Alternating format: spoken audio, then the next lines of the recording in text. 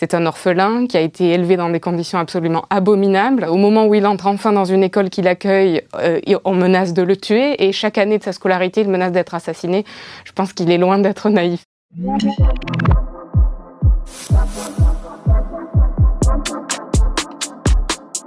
Probablement pas, mais Ron aussi. Sans Ron, il n'aurait pas pu survivre dès le premier film, dès le premier livre. Ce qu'on voit bien, c'est qu'il n'y a pas un héros solitaire. Et c'est parce qu'il est entouré, contrairement à Voldemort, pour se préserver, parce qu'il considère que s'attacher à quelqu'un, aimer quelqu'un, c'est se rendre vulnérable. Et il a raison, hein. C'est vrai que quand on aime quelqu'un, on est vulnérable. You're the weak one.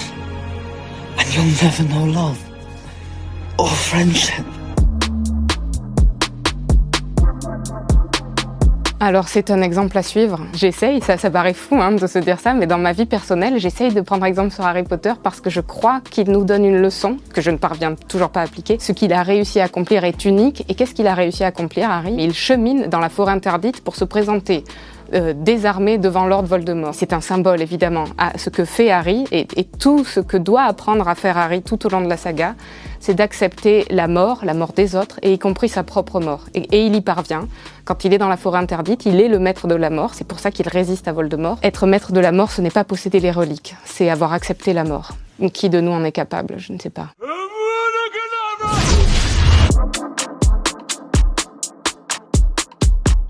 Sur le nom de Voldemort, il y a beaucoup de choses à dire. D'abord, c'est un nom que Voldemort s'est donné lui-même. Ce n'est pas le nom de baptême de Tom Jedusor. Pour moi, ça a révélé ce qui est une thématique très chère à J.K. Rowling dans la saga, à savoir que nous naissons tous avec une situation, un déterminisme. Voldemort est né dans un certain contexte et il agence les éléments de son existence pour se choisir lui-même. On se baptise soi-même, on se choisit soi-même. Le fait que Lord Voldemort se baptise, pour moi, c'était révélateur de cette philosophie de la liberté qui traverse toute la saga. Vous avez raison que nommer ou ne pas nommer le Seigneur des Ténèbres, c'est un acte philosophique. D'ailleurs, dans la saga, qui est capable de nommer Voldemort par son nom ? Seulement Dumbledore et seulement Harry Potter. Tom Jedusor, ça le ramène à ce qu'il est.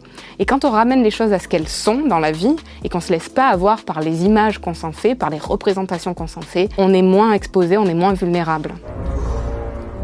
We do not speak his name.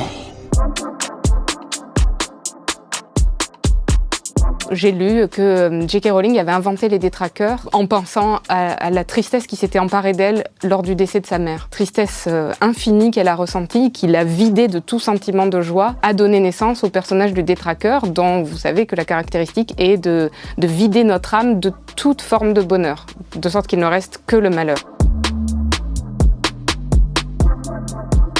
C'est une création magnifique de J.K. Rowling qui montre et qui dénonce le pouvoir terrible que peuvent avoir nos représentations dans notre vie. Le réel devient ce que nous le faisons être par le filtre optique qu'on surimpose sur le réel. Deux enseignements radicalement différents. Je pense qu'on est tous d'accord pour dire qu'on préférait avoir Lupin comme professeur plutôt qu'Ombrage. Vous avez remarqué qu'ils enseignent pas du tout de la même manière. Ombrage fait avancer les livres de défense contre les forces du mal, elle enlève les baguettes magiques aux élèves, alors que Lupin, vous vous rappelez cette scène où il les amène devant l'armoire où se trouve un épouvantard, Lupin enseigne à ses élèves en les mettant tout de suite en pratique, chose que fera Harry d'ailleurs lui-même quand il sera professeur dans l'Ordre du Phénix. Ces deux enseignements, on les trouvait déjà chez Platon. L'un, c'est l'enseignement didactique, c'est Ombrage. On prend quelque chose de manière totalement extérieure à nous-mêmes, alors peut-être on va l'apprendre par cœur, on va le recracher le jour de l'examen, très bien.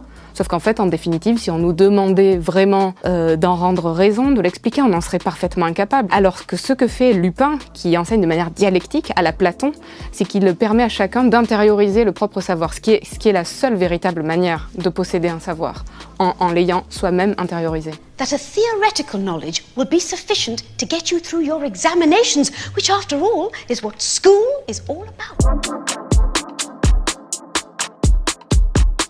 Alors, le meilleur, je sais pas, mais clairement, c'est un personnage extraordinaire, Rogue. C'est l'anti-Anakin Skywalker, parce que Anakin, c'est celui qui, de Jedi, passe du côté obscur, et Rogue, c'est l'inverse. Il était dans le côté obscur, c'est un mange-mort, il faut pas l'oublier, qui va œuvrer toute sa vie pour sauver Harry Potter. Il nous donne une des leçons qui, je crois, est la plus centrale dans la saga et la plus chère, probablement, pour l'auteur. La plus grande puissance qui puisse exister dans ce monde, ce n'est pas la magie, c'est l'amour.